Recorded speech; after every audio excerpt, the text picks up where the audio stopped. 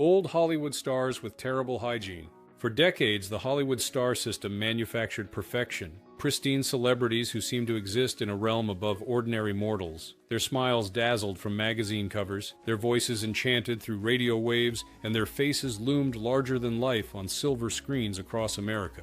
But what if I told you that behind those perfect smiles and beneath those tailored suits lurked some of the most revolting personal hygiene habits imaginable? What if the gods and goddesses you worshipped from afar actually repulsed the very co-stars forced to work closely with them? The truth about old Hollywood's biggest stars will not only shock you, it might permanently change how you view your favorite classic films. Today, we're pulling back the curtain on the dirty secrets that studio publicists worked overtime to hide. From breath so foul it made kissing scenes a nightmare to body odor that cleared film sets, these are the stomach-turning hygiene habits of Hollywood's most beloved icons. The truth has remained hidden for decades, until now. In this video, we'll explore the personal hygiene habits of 15 legendary stars from Hollywood's golden age, whose private lives directly contradicted their carefully crafted public images. From dental disasters to bathing boycotts, from putrid breath to notorious body odor, these celebrities harbored secrets that studio publicity departments worked tirelessly to conceal. 1.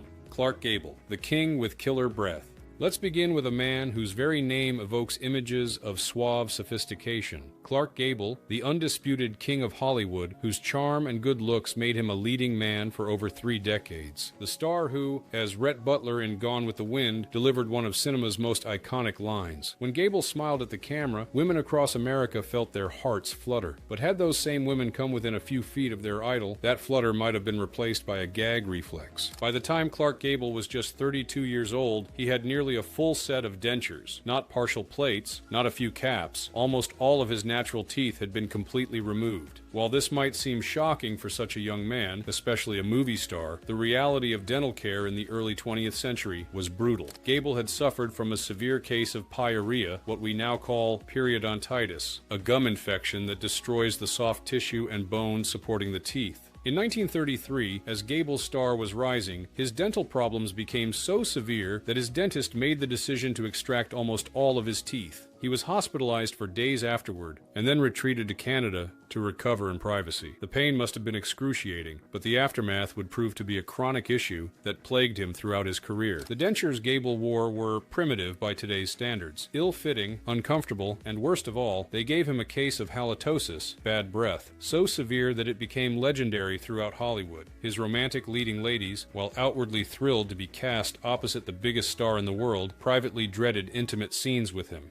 On the set of It Started in Naples, 1960, his co-star, Sophia Loren, reportedly kept her distance from Gable between takes, despite their romantic scenes. The Italian bombshell, known for her own meticulous grooming, was said to have requested that the director limit their close contact whenever the cameras weren't rolling. The king might have ruled Hollywood, but his breath ensured he never got too close to his queens. Even more shocking, Gable reportedly refused to use mouthwash or breath mints, believing they would affect his acting. One crew member from The Misfits, 1961, Gable's final film, recalled that by that point in his career, the actor's dental issues had worsened to the point where the smell was noticeable from several feet away. Yet his star power remained so immense that no one dared confront him directly about the issue. 2. Joan Crawford. Dental disaster behind the famous lips. Joan Crawford, whose fierce ambition and striking features made her one of the most recognizable actresses of her era, harbored a dental history almost as painful as Gable's. Like many stars seeking to enhance their appearance, Crawford had undergone dental procedures specifically designed to accentuate her cheekbones. Following in the footsteps of Marlene Dietrich, she had several molars removed to create more pronounced hollows in her cheeks. The consequences were disastrous. After her teeth were extracted, her front teeth began to spread apart. Dentists filled these gaps with cement, then filed them down to be fitted with caps. The pain must have been excruciating, and worse, it led to severe gum infections. Crawford's entire mouth swelled as a result, leaving her with a permanently enlarged upper lip, a feature that became part of her trademark look, though it stemmed from a painful dental complication. In her late 60s, Crawford required major dental surgery that was so serious she needed round-the-clock medical care afterward. The glamorous image she projected to the world concealed years of painful dental problems that originated from cosmetic procedures gone wrong. What made Crawford's situation even more challenging challenging was her notorious perfectionism in every other aspect of her appearance. While she obsessed over her makeup, clothing, and posture, famously scrubbing her hands until they were raw and insisting that her homes be immaculately clean, her dental hygiene remained problematic throughout her life. Several makeup artists who worked with her noted the contrast between her outward precision and the state of her mouth, which required increasingly elaborate techniques to photograph attractively as she aged. One particularly disturbing rumor that circulated among Hollywood insiders concerned Crawford's breath, which reportedly worsened dramatically when she was drinking heavily, a not infrequent occurrence, especially in her later years. 3. Marilyn Monroe, the dirty bombshell. Marilyn Monroe, the ultimate sex symbol whose blonde bombshell image defined an era, harbored hygiene habits that directly contradicted her pristine public image. According to multiple sources, including claims from her The Misfits co-star Clark Gable, Monroe was notoriously lax about personal cleanliness. Despite her glamorous appearance on screen, she reportedly rarely bathed, often went without undergarments, and had little concern for basic hygiene practices. Author David Brett, in his biography of Clark Gable, claimed that the actor was completely uninterested in Monroe romantically, despite rumors of an affair. Gable, who was described as having a fetish for cleanliness, found Monroe's casual approach to hygiene repulsive.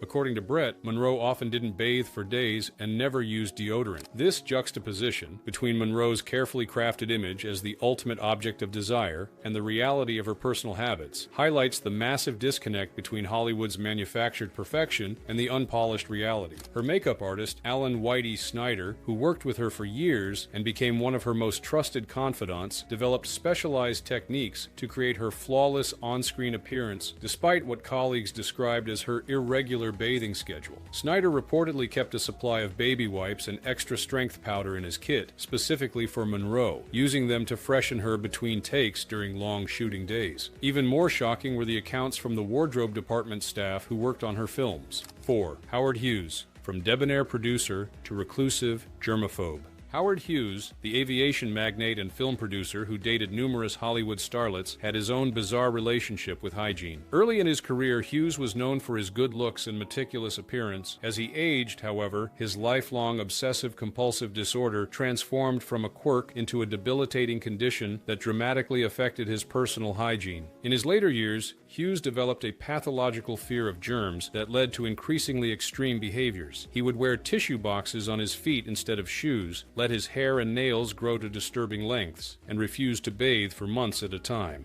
The man who had once been one of Hollywood's most eligible bachelors eventually became a recluse, sitting naked in a hotel room clean zone while surrounded by jars of his own urine. Interestingly, while Hughes himself deteriorated into squalor, his standards for the women he dated remained impossibly high. According to Scotty Bowers, whose controversial memoir, Full Service, detailed the secret sex lives of Hollywood stars, Hughes was so fanatically fussy about his own health that if a woman had even the tiniest blemish or a pimple, he simply would not touch her. This bizarre double standard, extreme filth for himself, unattainable perfection for others, perfectly encapsulates the contradictions that existed behind Hollywood's golden facade. The progression of Hughes's decline was particularly dramatic given his early reputation. In the 1930s, when he was actively producing films and dating actresses like Katharine Hepburn, Jean Harlow, and Ava Gardner, he was known for immaculate grooming and expensive tailored suits. Former employees recalled that he would change his shirt multiple times daily and insisted that his environments be pristinely clean. By the 1940s, however, warning signs of his deteriorating mental health and its effect on his hygiene were becoming apparent to those who worked closely with him. One secretary reported that he began to develop elaborate hand-washing rituals that could take up to 15 minutes to complete, using a new bar of soap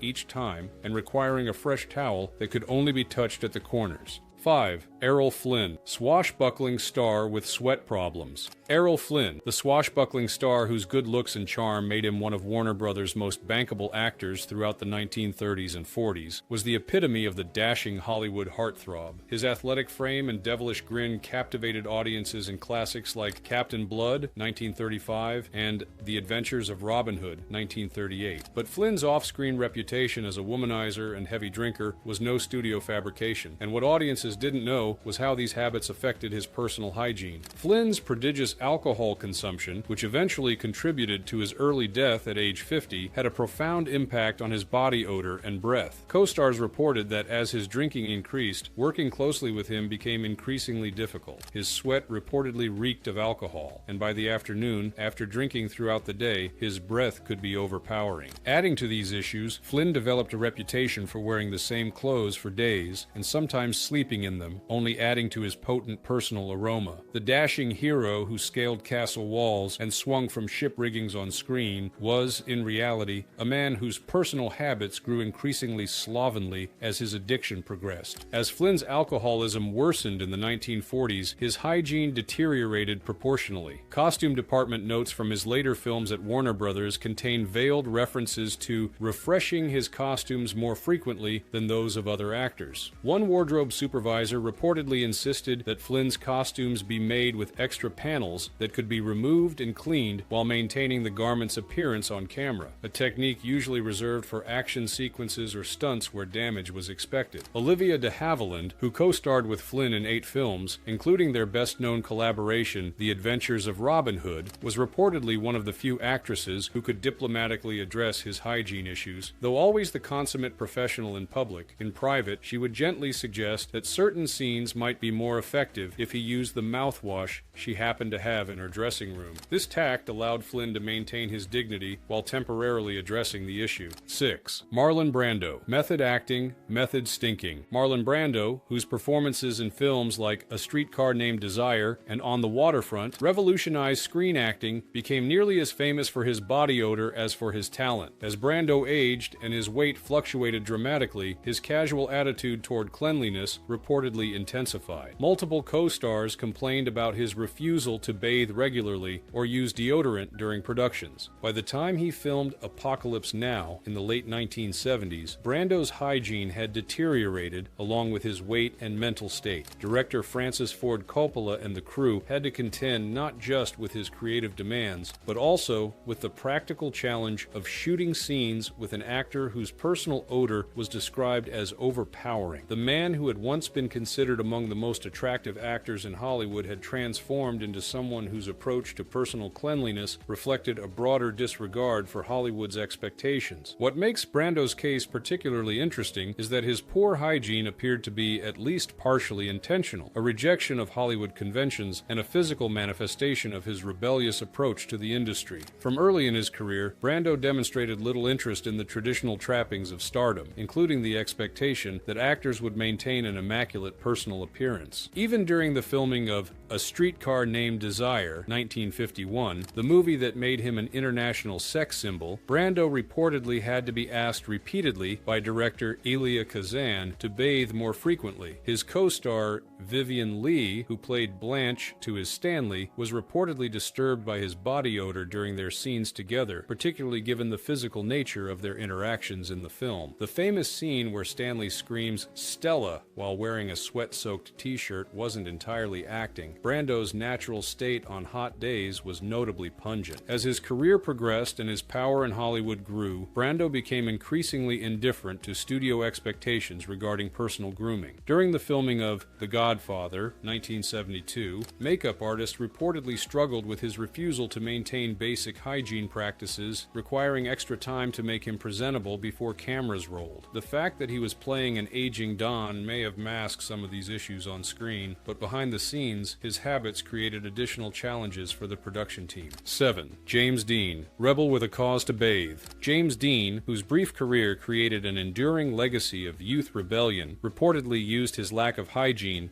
almost as a statement against Hollywood conventionality. Dean's approach to bathing was sporadic at best, and he was known to wear the same clothes for days or even weeks without washing them. During the filming of Rebel Without a Cause, director Nicholas Ray allegedly had to pull Dean aside multiple times to discuss complaints from crew members about his body odor. Dean's co-star Natalie Wood reportedly found working with him challenging due to his hygiene issues, particularly during their romantic scenes. Like the actresses who endured Clark Gable's breath decades earlier, Wood maintained her professionalism, but crew members noted her visible discomfort during close scenes with the malodorous star. Dean's hygiene issues appeared to stem from a combination of factors beyond simple rebellion. Friends from his early days in New York recalled his cramped apartment that lacked reliable hot water, making regular bathing a challenge. When he arrived in Hollywood, despite his increasing fame and improved living conditions, these habits persisted, suggesting they had become ingrained. Director Elia Kazan, who gave Dean his breakthrough role in East of Eden, 1955, noted in his autobiography that Dean seemed to cultivate a certain earthy quality that extended to his personal habits. Kazan, who had worked with Brando and was perhaps accustomed to actors who rejected Hollywood's polished norms, nevertheless found himself needing to address Dean's hygiene during filming, particularly on days when they were shooting in confined spaces. Co-star Julie Harris recalled that Dean would sometimes wear the same red socks for weeks on end, considering them a lucky charm. Similarly, he had a leather jacket he rarely had cleaned, believing that its accumulated grime and wear added to its authenticity. These superstitions about clothing extended to a general resistance to regular bathing that became part of his overall persona. 8. Judy Garland. When mental health affected hygiene. Judy Garland's struggles with studio pressure, substance abuse, and mental health issues have been well documented, but less discussed is how these challenges affected her personal hygiene. Throughout her career, Garland went through periods where basic self-care, including regular bathing and dental hygiene, became difficult to maintain as she battled depression, addiction, and the grueling demands of her career. From her early days at MGM, where she was placed on a regimen of diet pills, amphetamines to keep her working, and barbiturates to help her sleep, Garland's ability to maintain consistent personal care was compromised by chemical dependencies that were actually facilitated by the studio system. Makeup artists who worked with her during the filming of The Wizard of Oz, 1939, noted that despite her youth, she was only 16 during production, her skin already showed signs of the toll these substances were taking. As her addiction issues worsened in the 1940s, Garland's personal appearance became increasingly difficult to manage for the MGM staff assigned to maintain her star image. Her weight fluctuated dramatically. She often appeared on set exhausted and disheveled, and her dental health began to deteriorate from a combination of neglect and the side effects of her medications. By the time she was making A Star is Born, 1954, Garland's hygiene had become another aspect of her life that required management by those around her. Her husband and producer of the film, Sid Luft, reportedly assigned a personal assistant whose unofficial duties included ensuring that Garland bathed regularly and maintained basic grooming standards during the stressful production. On good days, when Garland was relatively sober and her mental health was stable, she maintained meticulous standards. During bad periods, however, she might appear at the studio having clearly not bathed for days, with her hair unwashed and her breath sour from alcohol and cigarettes. What makes Garland's case particularly poignant is that her hygiene issues were clearly tied to her mental health struggles rather than a deliberate choice or simple negligence. During her final film, I Could Go On Singing,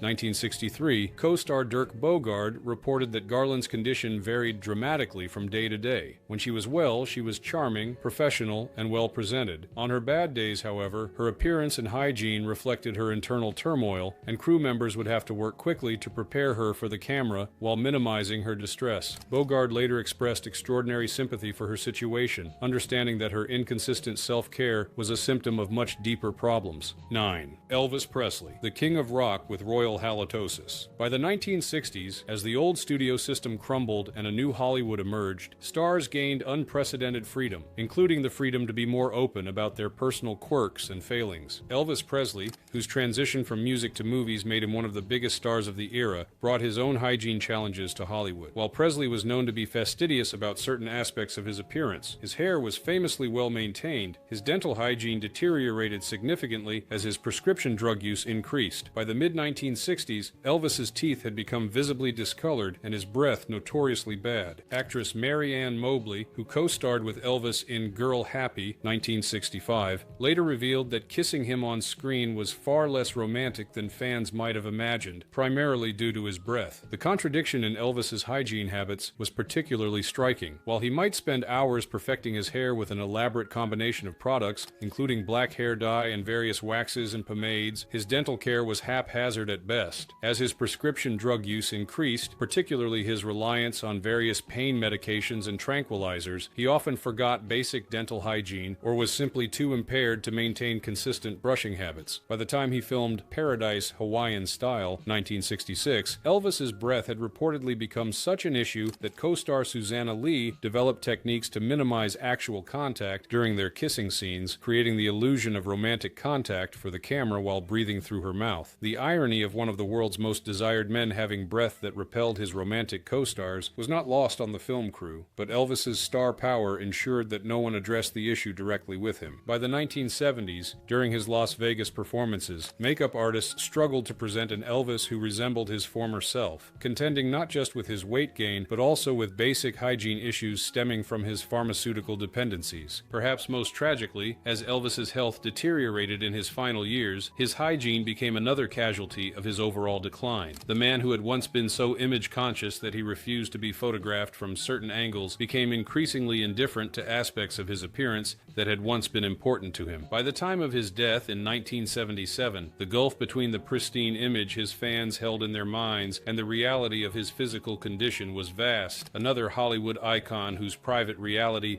starkly contradicted his public persona. 10. Elizabeth Taylor, Cleopatra's inconsistent bathing habits. Elizabeth Taylor, whose violet eyes and stunning beauty made her one of Hollywood's most glamorous stars, maintained an immaculate public image throughout her long career. But during periods of personal turmoil, particularly during her volatile relationship with Richard Burton, her private hygiene habits reportedly fell far short of her polished public appearance. During the filming of Cleopatra, 1963, one of the most expensive productions in Hollywood history, the Italian crew reportedly found American standards of hygiene lacking overall. One makeup artist who worked with Taylor throughout the 1960s noted that her bathing habits seemed directly tied to her emotional state. When Taylor was happy and stable, particularly at the beginning of relationships, she maintained meticulous personal care. During periods of relationship turmoil or depression, however, she might go days without properly bathing, relying instead on heavy perfume and powder to mask body odor. Joseph L. Mankiewicz, who directed Taylor in Cleopatra and Suddenly Last Summer, 1959, reportedly developed a diplomatic system for addressing hygiene issues with his leading lady. Rather than confronting her directly, he would arrange for a female assistant to mention casually that a hot bath had been prepared in Taylor's trailer for her comfort during a break, an offer that allowed Taylor to address any issues without embarrassment. Taylor's neglect of personal care was apparently tied directly to her emotional state. 11. Charlie Chaplin, the Tramp's real-life odor. Charlie Chaplin, whose Little Tramp character became one of the most iconic figures in cinema history, created a screen persona that actually incorporated poor hygiene into its appeal. The Tramp's shabby clothes and disheveled appearance were central to the character's charm. But according to numerous accounts, Chaplin's own hygiene habits sometimes blurred the line between his on-screen character and his real life. Lita Gray, Chaplin's second wife, whom he married when she was just 16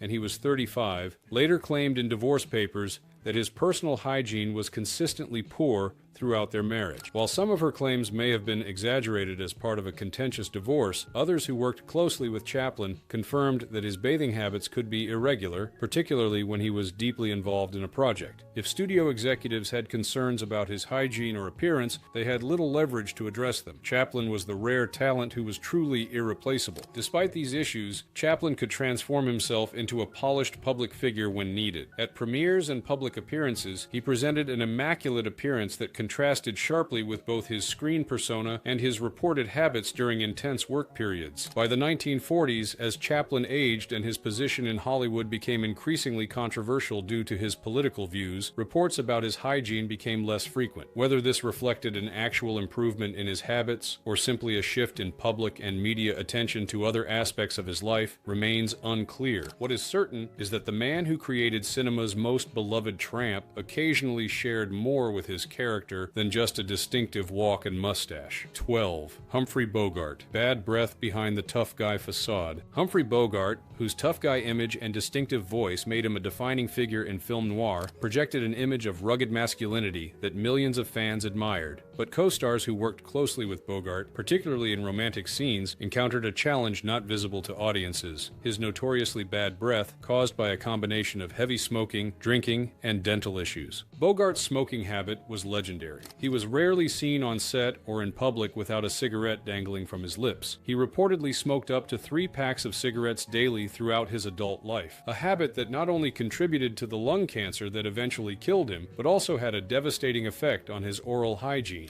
Combined with his regular consumption of whiskey and minimal attention to dental care, the result was breath that made intimate scenes particularly challenging for his leading ladies. Lauren Bacall, who became Bogart's 4th wife after meeting him on the set of To Have and Have Not, 1944, was reportedly one of the few women who didn't recoil from his breath. Their famous chemistry, captured in lines like, "You know how to whistle, don't you? You just put your lips together and blow," was authentic despite the oral hygiene issues that might have deterred a less smitten co-star. Their genuine attraction apparently overcame what other actresses considered a significant obstacle. Ingrid Bergman, who starred opposite Bogart in the classic Casablanca, 1942, was reportedly less enamored. Though a consummate professional who never complained publicly, she allegedly asked director Michael Curtis to minimize the number of close-ups that required her to stand directly in the path of Bogart's exhalations. Their iconic final scene at the airport, with its famously restrained farewell, might have been more passionate had Bergman not been contending with the combined effects of Bogart's cigarettes, whiskey, and dental issues. By the time Bogart filmed The African Queen, 1951, with Katharine Hepburn, his dental problems had reportedly worsened. The difficult shooting conditions in Africa, combined with both stars' heavy smoking, created what Hepburn later diplomatically described as aromatic challenges on set. Director John Huston, himself no stranger to cigarettes and alcohol, apparently found the situation amusing rather than concerning, considering it part of the authentic experience of working with Bogart. What's particularly interesting about Bogart's case is that unlike some stars who were unaware of or indifferent to their hygiene issues, he reportedly recognized the problem but considered it an inevitable consequence of his lifestyle, one that he had no intention of changing. 13. Rita Hayworth, the red-headed bombshell's secret struggle. Rita Hayworth, the glamorous love goddess who captivated audiences in films like Gilda, 1946, maintained an immaculate public image that concealed private hygienic challenges connected to her studio-mandated beauty regimen. What few fans realized was that Hayworth, born Margarita Carmen Cancino to a Spanish father and an Irish-American mother, underwent painful cosmetic procedures that created ongoing issues with her personal comfort and hygiene. When Hayworth signed with Columbia Pictures, studio head Harry Cohn decided her Mediterranean appearance needed to be modified to create a more American look. Among the changes demanded was an excruciating electrolysis procedure to raise her hairline by approximately 1 inch, eliminating what was considered an ethnic characteristic. This painful process, performed repeatedly over a year, left her scalp permanently damaged and excessively sensitive. As a result of this damage, Hayworth developed seborrheic dermatitis, a chronic scalp condition that causes flaking, itching, and an oily buildup. This condition created a perpetual challenge for the makeup and hair departments working with her. The elaborate updo hairstyles she often wore in films helped conceal the issue. Makeup artists who worked with her developed specialized techniques to manage her scalp condition, including applying skin-colored powder to her part line and regularly refreshing her hairstyles between takes to remove any visible flaking. The heavy, toxic hair dyes used to maintain her famous red hair — Hayworth was naturally a dark brunette — further aggravated her scalp condition. These early color treatments contained harsh chemicals that would be considered unsafe by modern standards. Orson Welles, who was married to Hayworth from 1943 to 1947 and directed her in The Lady from Shanghai, 1947, later spoke compassionately about her struggles with the physical consequences of studio-mandated beauty treatments. 14. Montgomery Clift. When trauma affected hygiene. Montgomery Clift, whose sensitive performances and striking good looks made him one of Hollywood's most respected actors in the 1950s, experienced a dramatic shift in his personal habits following the devastating car accident that changed his life and career in 1956. While Clift had always been somewhat unconventional, before the accident, he maintained the basic hygiene standards expected of a leading man. After the crash, which severely damaged his face and left him in chronic pain, his self-care deteriorated, along with his physical and mental health. The accident changed everything. After crashing his car into a telephone pole leaving a dinner party at Taylor's home, Clift's face was so severely damaged that many thought his career was over, that he managed with an increasing regimen of alcohol and prescription drugs. As his dependence on these substances grew, his ability to maintain basic self-care diminished proportionally. By the time he filmed The Misfits, 1961, Clift's hygiene had reportedly become a concern for the production.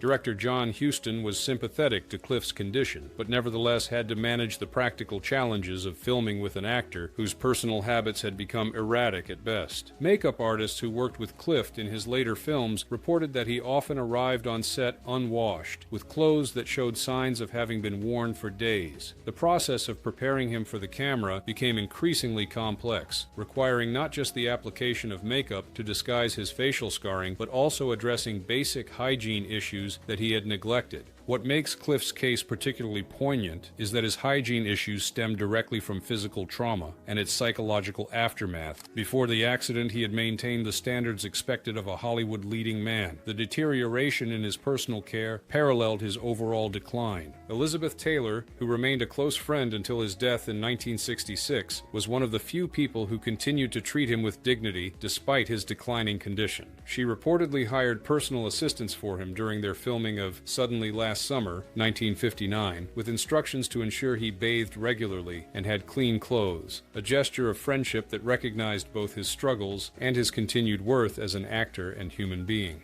15. Tallulah Bankhead, the wild child of Broadway and Hollywood. Tallulah Bankhead, the flamboyant actress whose outrageous personality and husky voice made her a legend of both Broadway and Hollywood, approached personal hygiene with the same rebellious abandon that characterized her entire life. Known for her wild parties, heavy drinking, drug use, and sexual adventures, this extended to her bathing habits, which were irregular at best. According to several biographers, she often went days without bathing during theater runs, claiming that it dried out her skin and affected her performance. What distinguished Bankhead from many other celebrities with hygiene issues was her complete lack of concern about them. Bankhead embraced her habits as part of her outrageous persona. The woman who famously declared, "I'm as pure as the driven slush," saw no reason to conform to conventional expectations about personal cleanliness any more than she conformed to other social norms. Prodigious consumption of bourbon and cocaine and theatrical emotional displays saw little reason to worry about regular bathing. For her, these choices weren't hygiene failures, but deliberate rejections of constraints that she found tedious and unnecessary. By the time she appeared in her final substantial film role in Die, Die, My Darling, 1965, Bankhead's personal habits had become even more erratic. Stephanie Powers, her co-star in the film, later recalled that working closely with Bankhead was a multi-sensory experience that required both physical stamina, another case where Hollywood's chemistry proved more potent than its occasional odors. And there you have it, the stomach-turning truth behind some of old Hollywood's most beloved stars. If you found these revelations as fascinating as they are repulsive, be sure to hit the like button and subscribe to our channel for more hidden histories of Hollywood's biggest stars. Drop a comment below telling us which hygiene horror shocked you the most, or let us know which old Hollywood star you'd like us to investigate next. Thanks for watching, and remember, sometimes the truth doesn't just stink, it absolutely reeks. We'll see you in the next video, where we'll continue uncovering the secrets that the studio publicity departments never wanted you to know.